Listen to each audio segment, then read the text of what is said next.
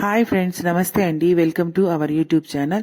ఈరోజు మీకు చూపెట్టబోయే రెసిపీ ఏంటంటే నేను కబాబ్ చేస్తున్నానండి. ఇది చాలా ఈజీగా, సింపుల్గా, టేస్టీగా చేసుకోవచ్చు మనం ఇంట్లో. మరి ఎలా తయారు చేయాలో చూపెడతాను, చూద్దామా రండి. నేను బోన్లెస్ చికెన్ తీసుకున్నానండి. ఇవి పెద్ద పీసులుగానే తీసుకున్నాను.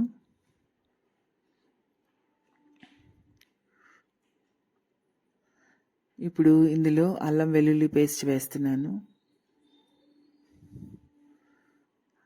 అదేవిధంగా సాల్ట్ వేస్తున్నాను, కారం,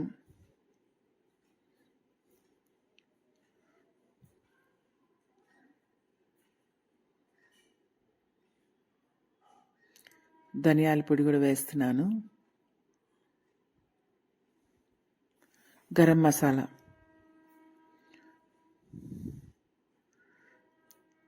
తర్వాత కార్న్ఫ్లోర్ వేస్తున్నాను. 2 టీ స్పూన్లు కార్న్ఫ్లోర్. పెరుగు వేస్తున్నాను. ఒక 3 టీ స్పూన్లు పెరుగు వేసానండి. దీన్నంతా బాగా కలిపి పెట్టుకుందాము.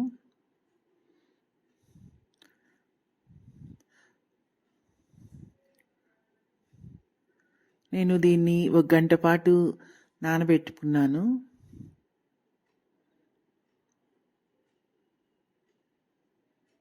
మ్యారినేట్ చేసుకున్నానండి దీన్ని.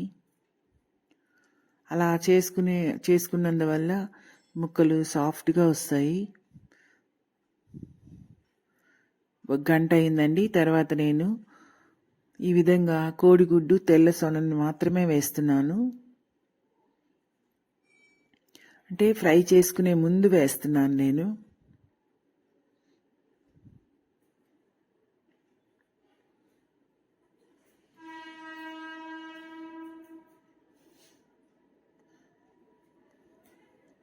అదేవిధంగా నిమ్మకాయను కూడా పిండుతున్నాను. దీన్ని షాలో ఫ్రై చేస్తున్నానండి. స్టవ్ ఆన్ చేసి ప్యాన్ పెట్టుకున్నాను. అందులో ఆయిల్ వేశాను.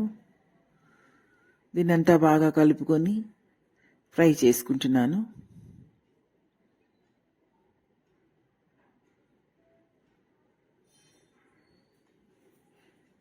ఇది చాలా సాఫ్ట్గా, టేస్టీగా ఉంటుంది. ఈజీగా మనం చేసుకోవచ్చు.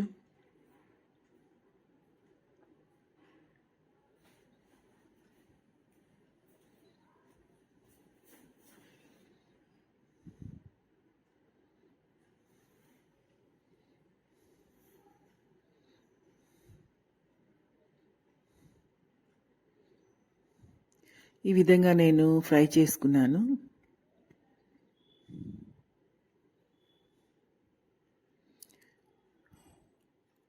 కబాబ్ రెడీ అయిపోయిందండి. ఇప్పుడు ఇందులో నేను 1 టీ స్పూన్ కారం వేశాను. అదేవిధంగా సన్నగా తరుక్కున్న పచ్చిమిరపకాయ ముక్కలు, కరివేపాకు కూడా వేస్తున్నాను. వీటి వల్ల మంచి ఫ్లేవర్ యాడ్ అవుతుంది కబాబ్కి. ఫంక్షన్లలో, శుభకార్యాలలో మనకి ఈ విధంగా చేసి వడ్డిస్తారు.